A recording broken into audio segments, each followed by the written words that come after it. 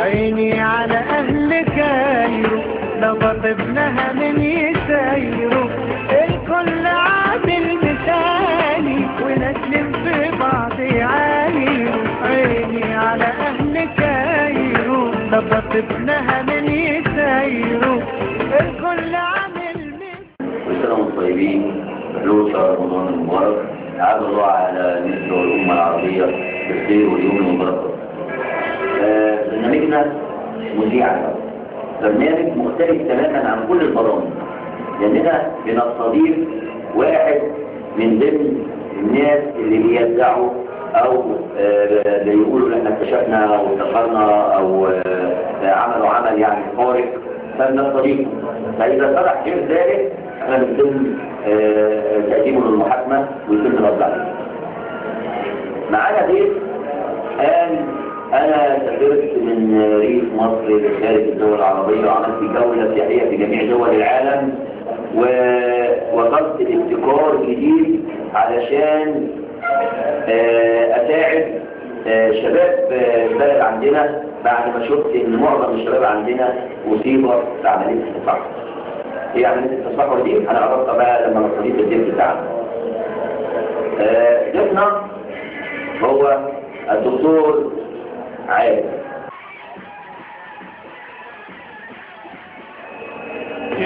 أهلا وسهلا بعلمنا الكبير الدكتور عادل. أهلا وسهلا بالسلام. والحمد لله على سلامتك ووصولك لأرض أهلا بكم وكل سنة وأنتم طيبين.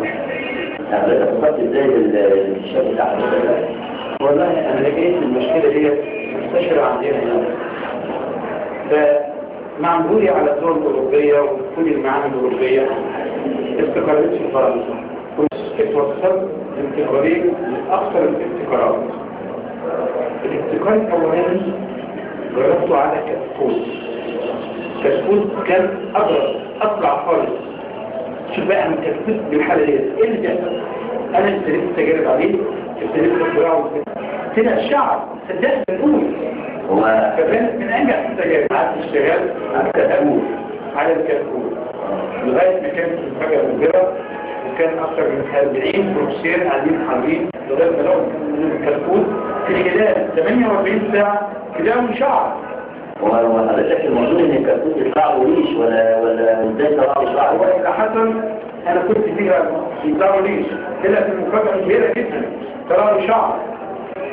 تمام. فأنا أحس برضه نوع ثاني من الحيوانات كتير يطلعوا ريش. تمام. طيب هو حضرتك كنت كلمتنا عن ان التجربة لما ابتديت تعملها حصل فيها اختلاف في المعدلات بتاعت الارقام وبتاع، عشان كده الكتكوت طلعوا شعر ما طلعوش ريش. فحضرتك عرفت المشكلة دي ازاي؟ اتعالجت المشكلة دي لأن هو حصل ايه؟ اللي حصل احنا المعدل بتكبر ونخش على المعمل انها بتكبر، فحصل ان واحد معين يفتح بين المعدل اختلفت المعدل فحصل عيب بسيط، والحمد لله تجاوزنا العيب دوت ولحقناه وطلعت النتيجة منتظرة. طيب هو في حضرتك دلوقتي في مداخلات معانا، عاوز اتكلم حضرتك عندهم مشاكل برضه عن تساقط الشعر وكده، فهناخد مداخله مع حضرتك. لا اهلا وسهلا بالمداخلات والضيوف. مين معانا؟ ازيك يا استاذ جمال؟ اهلا وسهلا بحضرتك. مين معانا؟ حضرتك بنشكرك على البرنامج الجميل، سيادتك جبتنا كده دكتور كويس جدا. الله يخليك حبيبي. مين معانا بقى؟ معاكي السيد يسرى من اسكندريه. اهلا وسهلا. ممكن بعد اذنك اكلم الدكتور؟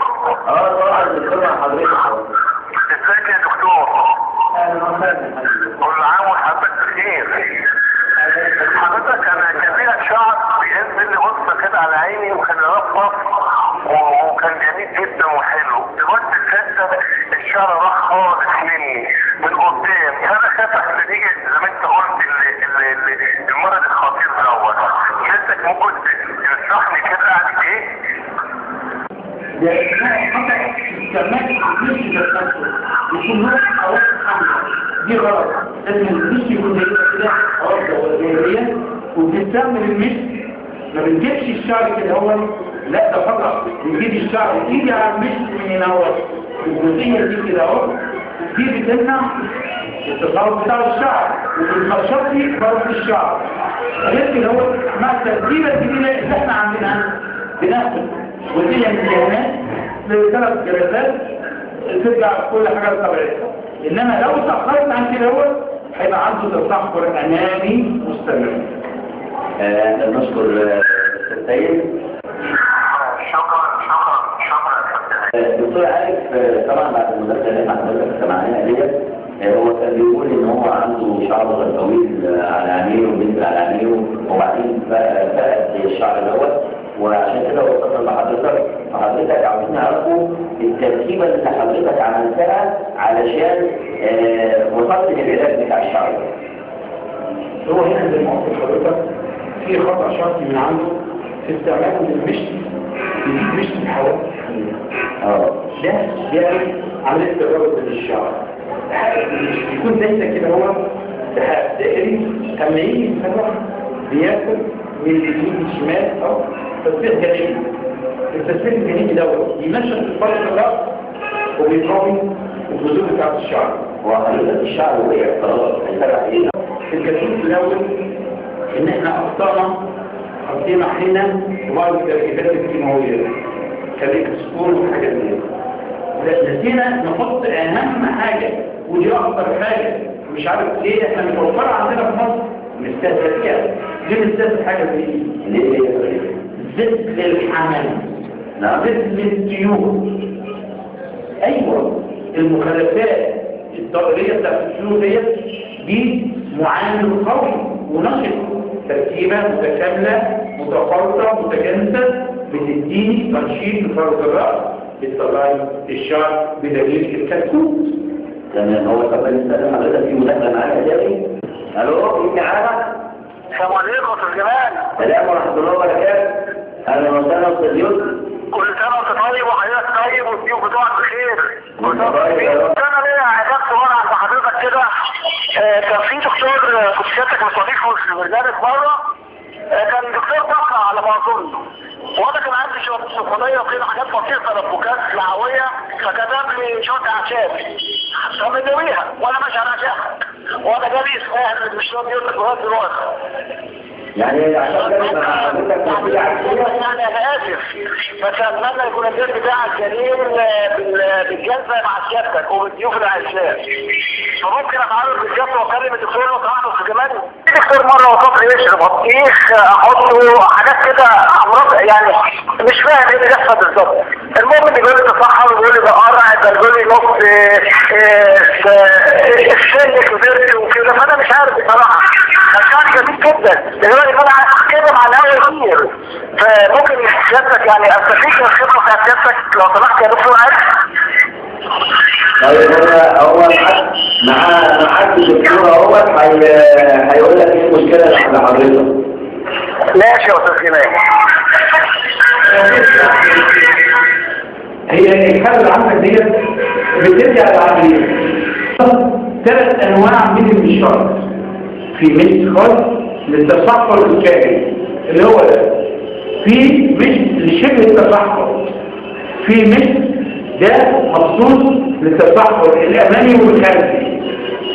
دي لو عرفنا نوعية التصحر اللي عندك ايه بالظبط نستخدمه في المش اللي بنرسم له ودي بتاخد جزئية عاملة وكبيرة جدا من العلاج مع العامل النفسي.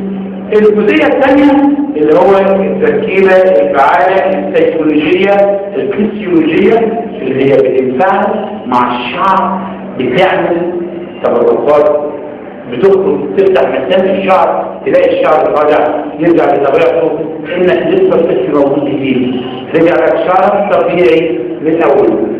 هو واضح يا دكتور ان الفلوسي كان اتعرض قبل كده في المستضيفين عندنا هنا حد من اللي هم بيعالجوا الاعشاب وجاله وصفه فالوصفه اللي هو خدها عملته لا لا لا لا لا لا انا ما احبش الاعمال دي ما احبش المعاملات دي عمليه الناس اللي بتشتغل في الحاجات دي عالم مسطره لا العالم ما عندهاش وعي ولا عندها علم. المشاهد الكريم كان متابع معانا الحلقه في الدكتور المستضيفين حد من اللي هم بيعالجوا الاعشاب فهو وصف له وصفه استدلته الكتاب وهو الراجل ما زال لغايه الان فهو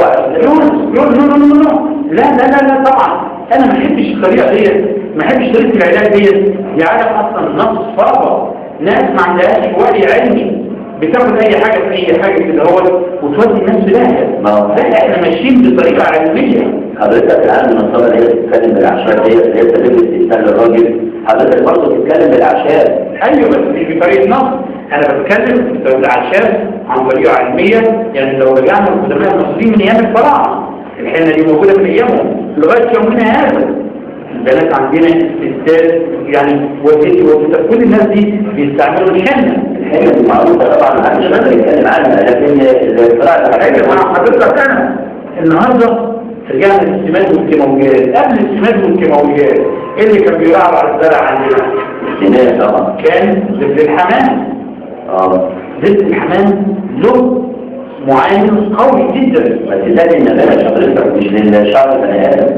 حاسس النبات دوت مش من خلق الله؟ طبعا. مش شعر ده. حضرتك دكتور خدت الدكتوراه منين؟ من جامعة ميرسين فرنسا. وهم في الجامعة بيستخدموا زبد الحمام للشعر ولا كان اختراع؟ كان اختراعي، والناس كانوا مستعجلين المشوار دوت لدرجة جاتهم أرضا وبعد أما لقوا التفاعل والنتيجة المبهرة ابتدوا الناس يتقربوا منه. ابتدى النهارده أكبر بيوت تصفيف الشعر في فرنسا بتلجأ لي. بيستخدموا زبد الحمام. أصبحت واحد من رواد بيوت تصفيف الشعر النهارده في فرنسا ودول اوروبا كلها. حضرتك كلمتني على ان الاختراع اللي عملته على الكتكوت اضطريت لها انك تستخدمه على البني ادم. نعم فعلا حصل. هو كان فيه شبه تصحر، خلي بالك في بالك النقطه دي، شبه تصحر. شبه التصحر دوت كان عند المدافع، كان في بقى هي العامل الوحيد القريب مني اللي ممكن نعمل عليه التجربه، والحمد لله كانت نتيجة مبهرة، كانت نتيجة هائلة جدا. أنا أول نوع من أنواع التصحر كان نوع التصحر التجربي،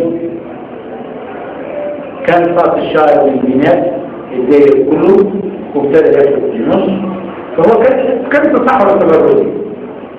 ابتديت بعدها بدأ تنفيذ التجارب بتاعتي باستعمال المشط الخاص، وده مهم بنقول لكل المشاهدين، المشط الخاص للشعر وبالذات للتصحر التجردي، التصحر الجامل، التصحر اللي عامل دوار في فروة الراس. ابتديت المشوار ده معاها والحمد لله كانت نتيجة فوق المبهرة. طبعا حضرتك شعر طبعا. لا طبعا انا لو اقول لحضرتك يعني مش يعني ده، يعني لو قلنا لحضرتك عن التعبير اللي بقول لك او الحاجه النتيجه المبهره اللي طلعت طبعا ما ليش. طبعا ايه؟ طبعا ما ليش.